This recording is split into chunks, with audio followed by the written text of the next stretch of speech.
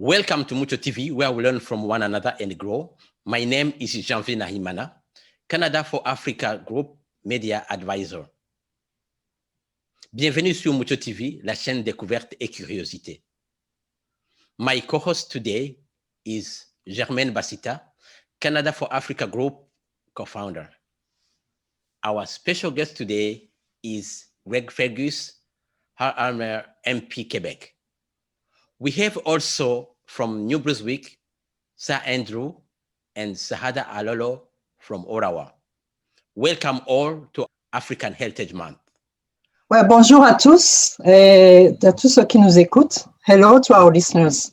On the occasion of Black History Month, the Canada for Africa members are happy and honored to welcome Greg Fergus, Member of Parliament, Hull-Aylmer in Quebec. Les membres du groupe Canada pour Afrique ont le plaisir et l'honneur d'aujourd'hui d'accueillir M. Greg Fergus, député de Hull-Aylmer in Quebec. I'm sure Greg can tell us more about himself, but I would like to properly introduce him to those who don't know him. Greg has been a Member of Parliament since October 2015. He's founder and chair of the Canada Caucus of Black Parliamentarians and also serves as Parliamentary Secretary to the President of Treasury Board and to the Minister of Digital Government. Greg is also Vice Chair of the Canada-Africa Parliamentary Association and was previously Parliamentary Secretary to the Minister of Innovation, Science and Economic Development, and a member of the Standing Committee on Finance. Greg est surtout connu pour son implication au sein de sa communauté. Vous pouvez le voir souvent dans des forums publics et d'autres événements publics qu'il organise dans la circonscription de Hull-Aylmer. He has a strong background in politics and has worked as a policy advisor and senior policy advisor in a number of ministerial offices. He has also worked at all levels of the Liberal Party of Canada, including as a national director, where he introduced changes and innovation that made the party more efficient, helping to restore it to today's modern appeal. Greg est titulaire d'un baccalauréat en sciences sociales et d'un baccalauréat en relations internationales. Il a également entrepris des études de deuxième cycle en relations internationales. Au cours des 25 dernières années, il a travaillé tant dans le secteur privé que public, les organismes sans but lucratif et le secteur universitaire. He is very passionate about running, politics, and jazz, and he's proud of his community and everything he has accomplished. He and his wife are proud parents of 3 adult children and proud grandparents of one grandson. Greg, welcome again to Mucho Studio. We are very happy that you are with us today.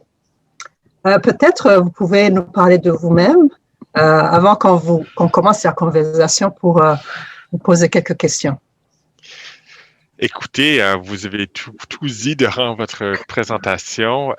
Merci pour cette présentation. Oui, je suis député depuis 2015.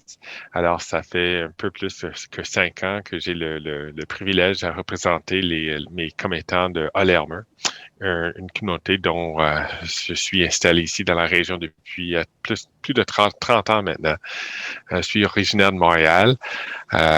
Comme vous avez mentionné, père de 3 enfants adultes, puis 2 petits-enfants, 2 petits-fils. Oh, OK. Je crois que c'était un seul. Pardon? Je crois que vous aviez un petit-fils, un seul. Oui, non, j'en ai 2 maintenant. L'autre, okay. Le deuxième est arrivé au mois de septembre. Alors, OK. Oui, très fier de l'avoir. Merci bien. Je suis choyé. I'm also, as you mentioned, chair of the Parliamentary Black Caucus. And to me, that has been it wasn't something that I had intended to do when I first got elected. It was after I got elected when so many members of the Black communities reached out to me saying, wow, congratulations, welcome. It's so nice to see one of our own taking steps, being there, that it dawned on me and of course at the time 4 other colleagues in the House of Commons and 3 senators that we probably have a larger responsibility to the community as well. And so this is the reason why we had set this up so that we can help make sure that we're bringing ideas to the fore and that these ideas are getting heard, given that we've never had so many Black Canadians who had been elected and appointed to Parliament. Oh, merci bien. Ça me fait plaisir. Ouais. Janvier, je crois qu'on a toutes et tous des questions peut-être à vous poser. Janvier pourrait commencer peut-être. As you know, Prime Minister Justin Trudeau acknowledged to support the United Nations Decade of African Descent in 2015. We have only 2 years left. What can you tell us about Canada's initiatives and what the government accomplished up to now? Well, first, and I'd be happy to answer that question with pleasure. But before I do, perhaps the people who are listening would like to know a little bit how that came about. In 2014, the United Nations had declared the United Nations Decade for People of African Descent, and this was to examine worldwide the place and the opportunities which are afforded, frankly, to Black people all around the world. The government at the time, which was not ours, refused the UN to send a group to study from the UN to study what was the status of Black people in this country. And when we came into government in the fall of 2015, we immediately gave the UN the right to come into Canada to do their study. They did. They issued a report which talked about some of the real shortcomings that Black people face, the anti-Black racism which we face, the difficulties that we had, especially in our justice and our public security systems, the lack of economic opportunities because of previous formal and informal barriers to securing loans for houses, for example, or getting deeds to property. And of course, just the unconscious bias which plays a role in limiting the opportunities for Black Canadians and, by consequence, limiting the possibility of greater prosperity for all Canadians. So when that report was presented to us, within a couple of months, the Prime Minister made a historic declaration where he was the first Prime Minister to recognize the existence of anti-Black racism. He also adopted the UN decade, even though we wish we had started it from the beginning, but we weren't in power at that time. And then there were just a series of steps that we have taken in initiatives, which brings me to the question that you've asked, Janvier. Alors, la première chose qu'on avait fait, c'est d'un ordre symbolique. Et c'est que le Canada a commencé à examiner comment est-ce qu'on peut valoriser les Canadiennes sur notre monnaie canadienne. Alors, il y avait un concours national pour déterminer qui sera la première femme à avoir son visage, femme canadienne, qui va avoir son image sur un billet canadien. Parce que la reine est toujours là, mais elle n'est pas canadienne, forcément. Alors, une des personnes qui était sur la liste courte était Viola Desmond. Alors, le caucus des parlementaires noirs, on avait fait une campagne de lobbying pour dire, OK, parmi les 5 options que vous avez, nous croyons que vous allez donner un excellent message pour avoir Madame Desmond sur le billet canadien. Et à cause de son histoire, à cause de sa militance pour des droits humains, pour la reconnaissance, la présence des Noirs. Et c'est aussi son histoire est foncièrement canadienne. Elle n'a pas eu justice durant sa vie. Elle était déboutée dans les tribunaux pour avoir la possibilité de voir un film, de s'asseoir n'importe où dans un cinéma. Et elle a fait ça. Tout le monde parle de Rosa Parks aux États-Unis, mais les Canadiens ne savaient pas qu'elle était notre première. Elle était Rosa Parks avant Rosa Parks. C'était en 1945 qu'elle avait entrepris sa démarche devant les tribunaux pour cette reconnaissance 9 ans avant que Rosa Parks avait fait son grève contre d'autobus aux États-Unis. Alors, on était très fiers, puis les Canadiens ont été très fiers d'apprendre son message. Et puis ça, c'était le début de la reconnaissance de la place des Noirs dans ce pays depuis plus de 400 ans. So from there, from the symbolic nature, we moved to some very practical nature or steps. And in 2018 and again in 2019, in two consecutive budgets, we had a bunch of measures which were directed specifically at Black Canadians and improving our lot. And there are two things which I was very proud of in those initiatives. One of them, well, there are several things I'm very proud of, but most important, I think, is having Statistics Canada engage and the government of Canada engage in disaggregating data. Now that sounds a little boring, and it might not really, ça tombe pas sur le plancher des vaches, mais moi je pense que on peut rien changer si on n'a pas des données probantes. Et puis on croit que c'est tellement important d'avoir ces données-là, de désagréger les chiffres. Parce que quand on regarde les minorités visibles, souvent la réalité des Noirs se fond dans ces chiffres-là de cette catégorie de minorités visibles. So with that, by having disaggregated data, we can actually start pulling out and seeing what is the position of Blacks in Canada. And unfortunately, next to Indigenous peoples, we're not leading in the things that we would like to lead in, and we're leading in the things that we don't want to lead in. And so that then leads us to a whole bunch of other investments which we've been making. So supporting community work, supporting mental health issues for Black Canadians, especially because of racism. We saw last fall the launch of the Black Entrepreneurship Program, which is a $200 million program plus to help Black businesses get the loans that they need, as opposed to facing the barriers which they do from financial institutions. And we've done this in partnership with some of Canada's largest financial institutions. So these kind of initiatives to me are important. Just 2 weeks ago, we announced the whole notion of how we're going to be working and promoting the place of Blacks within the public service to compensate for the fact that the public service doesn't look as diverse and that doesn't reflect the richness of the diversity of our country. And so there's specific elements which we're taking on that front. So with disaggregated data, with economic initiatives, with representation matters, I think there's just probably two big other things that we would like to see happen, and on the justice and public security side of things, and then on the cultural funding side of things. If we can get those things done, I think we've made a big contribution in changing the reality for Blacks in Canada. Thank you, Greg. And on that, I think Sahada has a question related to what you just said.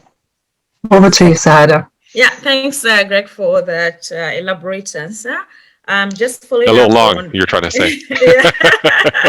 Sorry. No, it was good. We need to know that. But just following up on Javier's question as well. As you spoke about, the government has really been doing a lot. There's still room for more to be done, of course. But with everything that is going on, as we know, the time is actually very ripe with regards to, everybody talking about institutional racism and, how it affects Black people in particular. So as a result of that, and then COVID came into being as well. And, as you know, we are the most marginalized. And so with the pandemic as well, we are at the very end of the stick. And so with all of that, the government, initiated a number of economic, empowerment initiatives, and that include Black people accessing some funds to be able to do the programming that we do.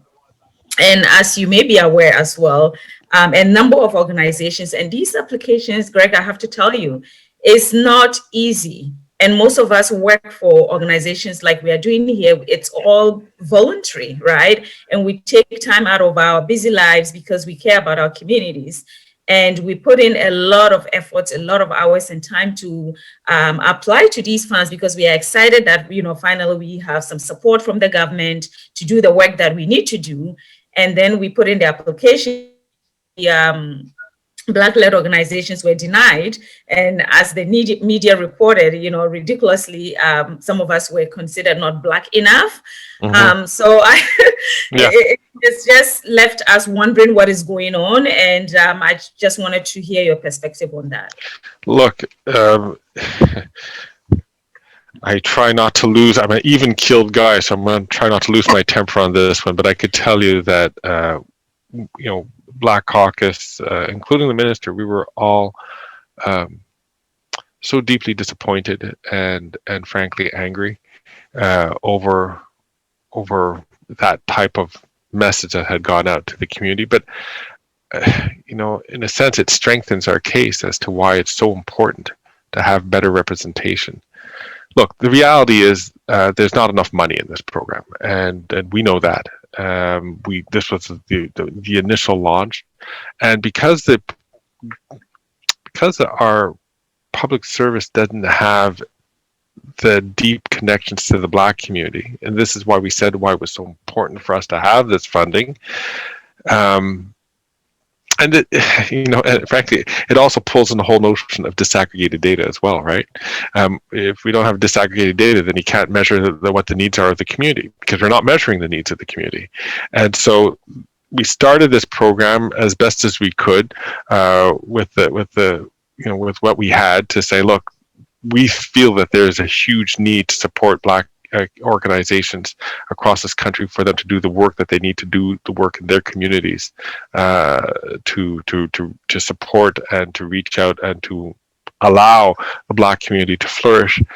But it was $5 million a year, and then what happens is that we get a huge number of applications. That's a good thing. That shows that the need is there, and if we choose to look at it, we'll find what the need is. But of course, with our officials not having those strong connections to the Black communities, they didn't know where to go with this, and of course, they send out such a tone-deaf note and insulting notes as what you saw. But on top of it, it's just the fact that they didn't know these organizations. They didn't know that the work that they do. They didn't know, what they should do to get to know them better. That's changing, and that's the important part. Now it's our job to make sure that there's more money in these programs so that we can meet the greater need. Because right now it was like 10, for every dollar that we had in the program, there was at least $10 of demand from the community to do really good work that we could have funded if there had been the resources for that. So this is part, Sahada, this is part of the growing pains that we're having. But where I think it's important is that the community made its dissatisfaction known. We as parliamentarians have done the same. I think now the officials are working, the officials are now working to get to know better. They're developing a track record with Black organizations and Black serving organizations. That allows things to get easier as time goes on to establish more credibility. That's why it was one of our key demands, and it's one of the key initiatives. We started small, now we're growing bigger. Thank you, Greg. I think this is really the right time to talk about visibility. You mentioned that some officials do not have the connection with the Black communities. That's right. And that's really, we also have a role to show them, yes, we are here and this is what we're doing. And I think this Black History Month, I think it's the right time to have that discussion and shed light on what we do and who we are. And that's one of our mission with the Canada for Africa group. And I think Andrew has, this month, our group has shed light on what New Brunswick is doing, because Andrew is really doing a great job at representing the Black culture, and I think he can talk about his work, and also has some questions to ask you. Andrew, over to you.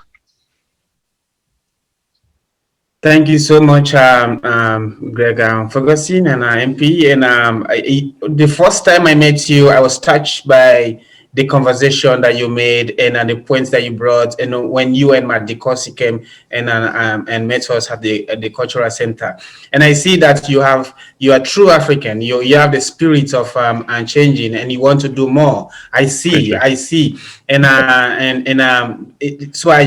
because I always, when I listen to people speak, I go back and reflect and say, okay, I pick keywords from what they said and how I feel it will impact our community if they have the opportunity to do so.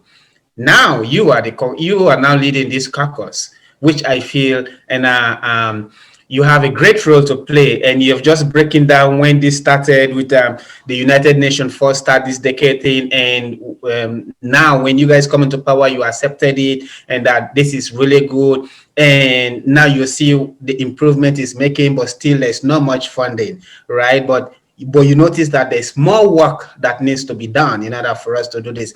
That's a very great start as well. Because if you don't recognize there is more work, then you're not going to put more effort to making sure we get the resources to get the work done. So I want to say thank you for recognizing that there's more work needs to be done.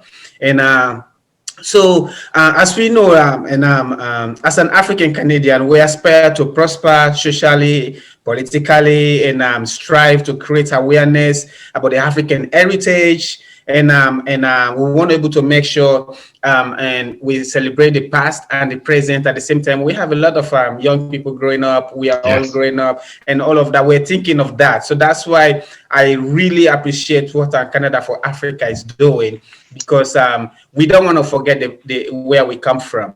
We want to be able to make sure we make that positive connection because of the kids, our brothers and sisters who are getting born today. They need to know their roots, and that is why I humbly say I want to be part of Canada for Africa. So, and I'm so happy Janvier connected me with Germaine, and we have this opportunity today to actually meet you as a Black Caucus leader and talk and shed a light on these things. So, as you as a leader, how can you as a parliamentarian or other parliamentarian who are with the Black Caucus help to foster and promote ideas and connection of Africans here and back to Africa?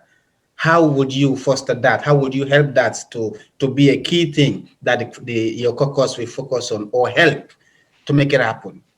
Well, thank you very much, and thank you for that wonderful compliment. Because I really do feel, although my parents are of Caribbean heritage, we obviously all come from have African background. Unfortunately, because of the scourge of slavery for a couple of centuries, we're not able to track our heritage, our lineage, right back to Africa. But it's clear that that is the land of our origins, and it's one which I draw a lot of strength from different African civilizations that have existed long before the notion of slavery. So I think what we do as Parliamentary Caucus is just making sure that we're reflecting the needs of our communities, of our Black communities across the country. You mentioned how we're concerned not only for the generations that's here, but for the young generations to come. It's important for all Canadians to understand that next to Indigenous peoples, the Black communities have the youngest average age, the youngest cohort. We are the future. We have a very young population in a country that has a generally very old population. So the future economic development, the future cultural development, the future scientific development, well, it's going to come from our community and from our youth. So we need to make sure that we are creating that right space for them. how can we make sure that we are reaching back and being inspired to and making connections with the African continent. I do so, and my fellow members do so, by our membership with the Canada-Africa Parliamentary Group, Parliamentary Association. This creates not government to government, but parliamentarian to parliamentarian links to Africa. And every time that we receive African delegations of parliamentarians who come to Canada, but we also take our delegation and we try to go about twice, sometimes 3 times a year to visit 2 countries at a time to learn about the reality of what's happening on the ground, and also to share some of our knowledge, but also to, like I said, certainly to understand what it is that's going on there, and to make those cultural and economic links between African countries and Canada. We are so fortunate here in Canada that we have such a young Black population. 60% of our population was born outside of the country. That allows us to have natural links back to countries of origin, so that we can, reduce that distance and have closer trade ties. But we can only do so if we're creating the right environment for our Black entrepreneurs and our Black cultural performers here, our Black scientists here in Canada, making sure that they have a place where they can prosper and not face anti-Black racism. So that's why we need to have those kind of, we need to be working on combating anti-Black racism, encouraging our representation at all levels of government, of all levels in the private sector. It's one of the reasons why we launched a program called the 50-30 Challenge to the private sector. And this says we're challenging companies to have 50% of their workforce to be women, and 30% to be issued from diversity, in particular from Black Canadians. So we are really working towards that diversity, not only in the public sector, but in the private sector. And I was just meeting with the Association of Universities yesterday to talk about Blacks in academia, and making sure that they have research chairs, and making sure that the reality of again, Black Canadians, Black culture is reflected in general academia. So, I think everybody's now getting with the program. We just got to make sure that we keep that momentum going, and this is why this conversation and others are so important. Thank you. Thank you. Thank you very much, Greg. I think really we appreciate everything that the government is doing to empower the Black communities. I guess on our part, Canada for Africa Group, what we feel is that sometimes the roots that we are claiming, us as Black people, which is, the roots are in Africa, and we forget to look at the relationship that Canada has with Africa. And that's really our main concern. We are Canadian, but we are also Africans. And our concern is just to connect the 2 cultures, because there are many things that we appreciate here in Canada, and we would like to share those things with our fellow Africans on the continent. It's a very rich continent, and we know that Canada has relationships with Africa, but mostly bilateral, country by country. But we as Canadians, we want to advocate for Africa as a group. So we want to draw attention to the fact that, yes, please, Canada, look at Africa and help us, or let's partner in whatever we're doing so that we can enrich each other. So I hope that you can, there are some parliamentarians or some government officials who are looking at those questions, but we would like to engage you also as a Black person and as a Black parliamentarian to see that kind of that angle, just not forget the continent, you know. Oh, yes, we are Africans, we are, yeah, we are Africans, but we're claiming African roots. But okay, let's honor the continent, especially during this decade of, African, people of African descent. Well, Germaine, I couldn't have put it better, and I completely agree with you. We need to honor those roots. I often like to say, what is it to be Canadian? There actually isn't a definition. What Canada has successfully done, or is successfully doing now, is that we're drawing upon the best of all cultures around the world. And what better place to be inspired than from the African continent? Everything is there. History, science, economic growth, everything is there. And we need to be inspired, a culture, obviously, sorry, that I meant to say. We need to be inspired by that to draw the best of that into the Canadian mosaic. We'll all be better off for it, and we'll all learn a lot from it.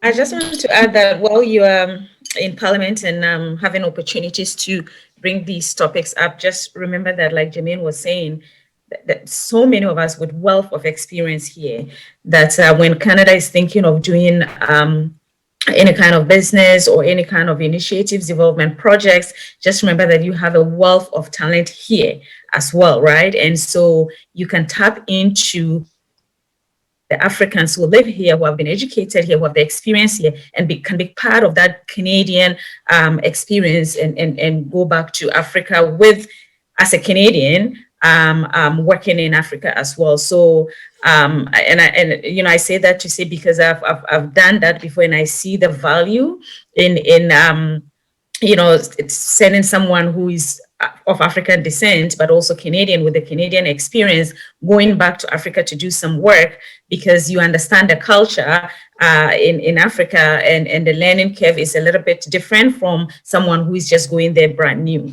So I'm just encouraging that when you're having these discussions, just remember that you have a pool of talents in Canada that can be part of the change agenda. Agreed. Point well taken, and you can be assured that I will always keep that in mind, and more than keep that in mind, I will do my very best to ensure that we do create stronger links. Yeah, I think the diaspora is a force that Canada should use. That's the whole point, Exactly that. And that's where, like I said, that's what we need to do, is to vacuum up that force and to really look towards Africa.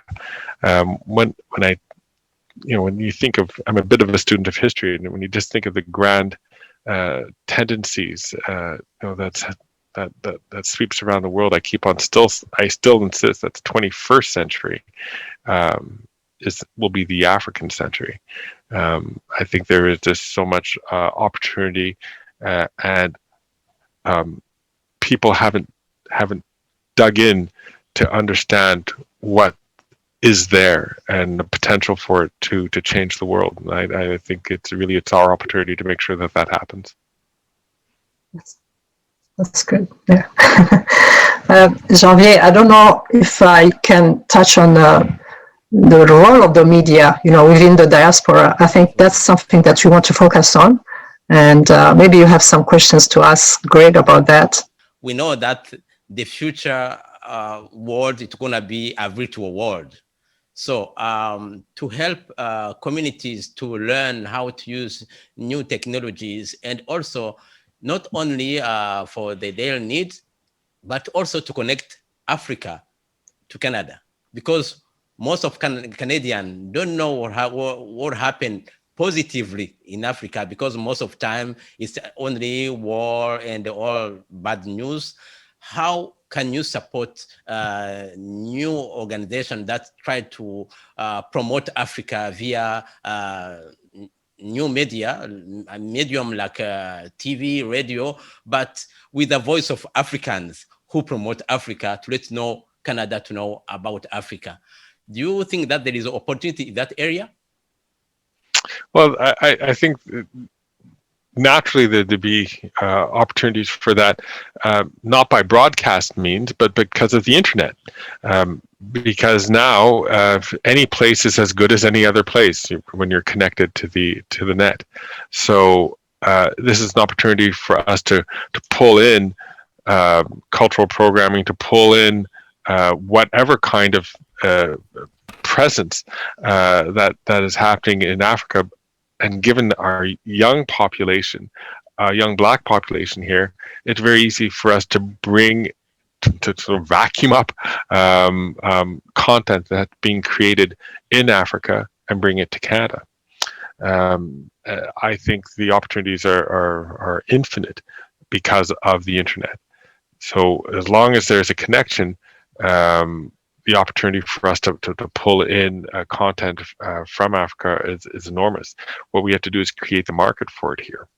And again, with a very young population with more than 1.2 million Black Canadians, 60% of whom are born outside of Canada, I think there is a real opportunity for us to do that. You know, I'm from Burundi, and really I'm artist. I get a time to travel around the world drumming the Burundi drums. Ah, yeah. I know that you have them in Ottawa, and I've seen them on several occasions.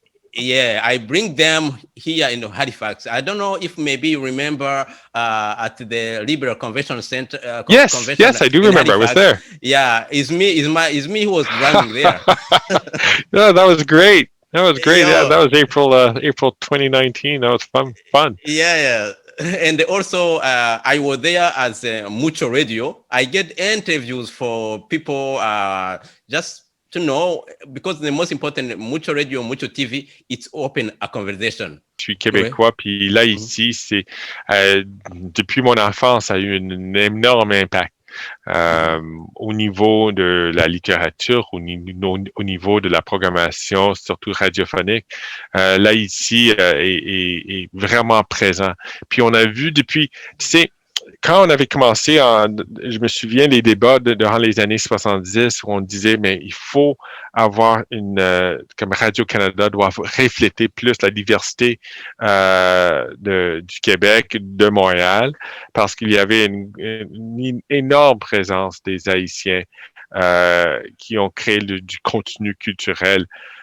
Et puis on a vu ça au fur et à mesure durant les années 70, mais certainement durant les années 80, où il y avait une plus forte présence de la culture ou des Canadiennes d'origine d'Haïti qui ont participé dans les médias. Écoute, on peut parler de Danny Laferrière, qui est maintenant un des immortels.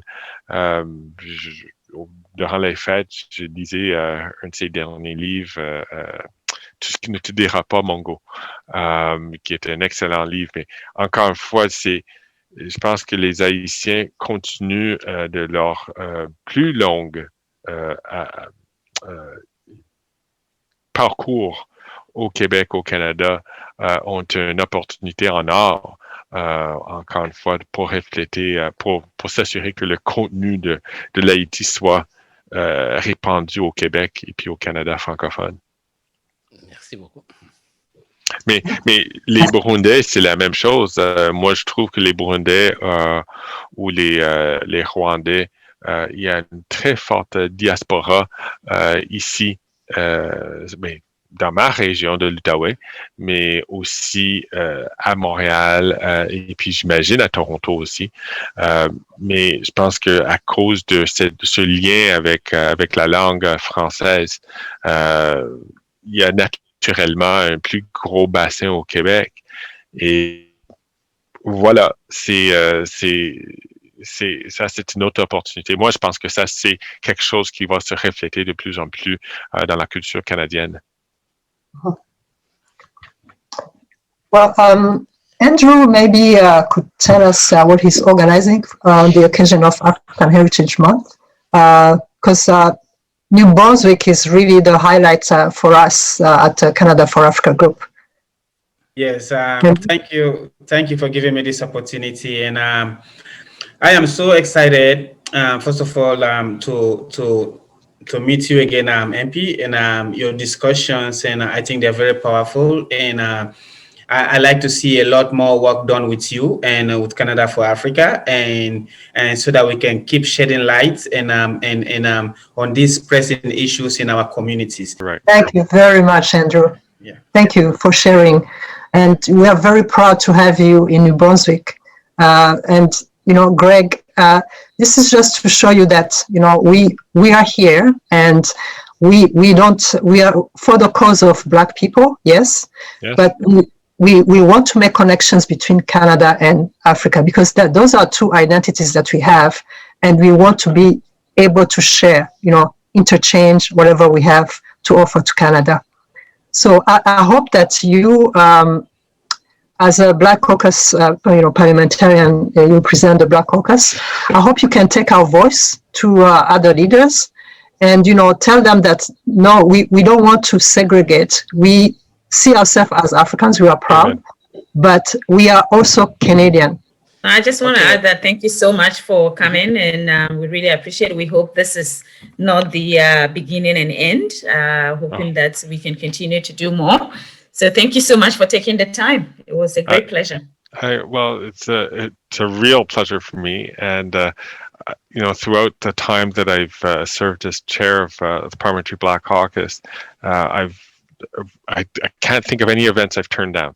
I always try to say yes, because it's just so important for us. And look, the idea is that I'm hoping that people who are listening one day will decide to throw their hat in the ring, and for those who are interested, also want to become a parliamentarian. It is so important for whatever party that we just need more. We are still not at our demographic weight in Parliament. Although we've hit a historic number with 5 MPs, Black MPs, we should be 15. We should be about 20. So we need more people to run.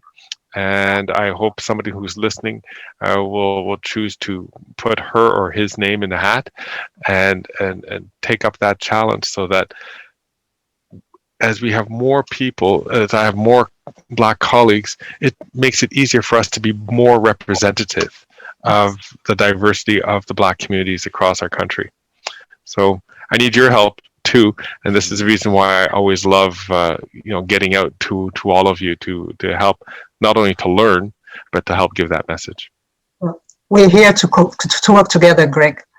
Excellent. We're always here. Yeah. We are almost at the end of the show. So I would like to ask you the message for all Canadians in this difficult time with the COVID. What the message do you have for our communities? I think the message which I would give is, don't be afraid. And that can be said in many ways. Don't be afraid to admit how tough it is to be confined. Don't be afraid to talk out and to reach out to others. N'ayez pas peur de chercher la compagnie pour briser la solitude. Ce qu'on fait maintenant ici en ligne, ça c'est une excellente façon de le faire. N'ayez pas peur de faire des liens au continent africain pour parler aux gens là-bas, pour chercher de leurs conseils, pour avoir leurs conseils, pour avoir leur saine habitude de vie, et puis de l'adapter à notre propre besoin ici au Canada. N'ayez pas peur qu'après, il va en arriver une après-pandémie. Alors, d'utiliser ces occasions-là, comme Andrew a fait, de se rassembler en tant que communauté, comme Sahada, comme Germaine, comme Janvier fait, dans tous les moyens d'utiliser ces outils-là pour identifier les gens, mais d'organiser des rencontres en personne, d'avoir des retrouvailles et pour trouver des façons pour célébrer, pour faire valoriser notre culture, notre appartenance au Canada, puis aussi à l'Afrique. Alors, ça serait n'ayez pas peur de se supporter mutuellement. Nous ne devons pas être des en anglais, il y a une belle expression, we shouldn't be crabs in a bucket. We shouldn't be jealous because the Burundians, Canadians got something, but the Ghanaian Canadians didn't. We need to support each other, because as far as anybody else outside of the community thinks, we're just Black. So we might as well have strength in numbers, support each other, hold each other up, because we'll create a great future and to take full advantage of what I think the possibilities that Africa offers all of us. That's a great message, Greg. Strength is what we need. Yep, strength and solidarity. Yeah. Thank you. While respecting our differences and appreciating what we each bring to the table. Yes.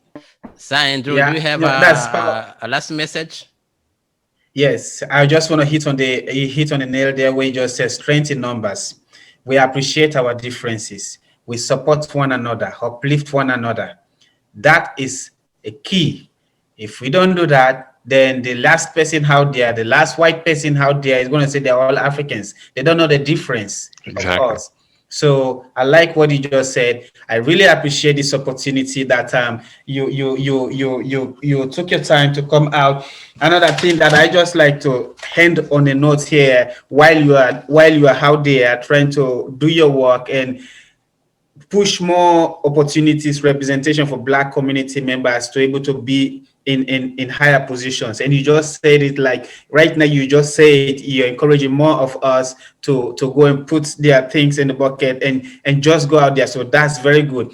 We also want to push for more funding from Black organizations. Yes. So that this thing can come, because we are the only one who can able to take care of our people health-wise and all of that. We know best ways on caring our people when they are sick better than the Canadian. We know how to able to do those things. So we need those supports to do it.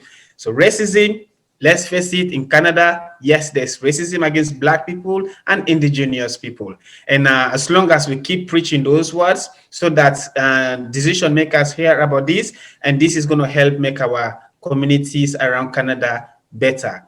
But strength in numbers, and we represent different communities and respect our diversity, which makes us Canadians, which makes us beautiful. And because if we're all the same, then there's nothing to admire. We need to look different in how we think, that we can admire one another. So I really thank you for coming here today and giving us this opportunity. Canada for Africa, here we go. I'm so happy to be here today. Thank you. Thank you. Thank you. Thank you for coming to our show. Merci beaucoup, Greg. And on espère qu'on va vous avoir encore une fois pour nous soutenir dans toutes nos actions que nous menons. Et comme vous disiez là, comme vous dites, c'est pas nécessaire que ça tombe au mois de février. On peut faire ça n'importe quand durant l'année. Absolument, oui. Super. Ouais. Merci beaucoup, Greg. Vraiment, c'était un plaisir de vous avoir. Et on vous souhaite bien de bonnes choses, bon travail, continuez le bon travail que vous faites pour nous représenter. Et on espère vous voir encore bientôt. Pareillement. Merci. Merci. Joyeux mois de l'histoire des Noirs. Oui. Merci beaucoup. Merci. Oui. Au revoir. Thank you. Thank you very much.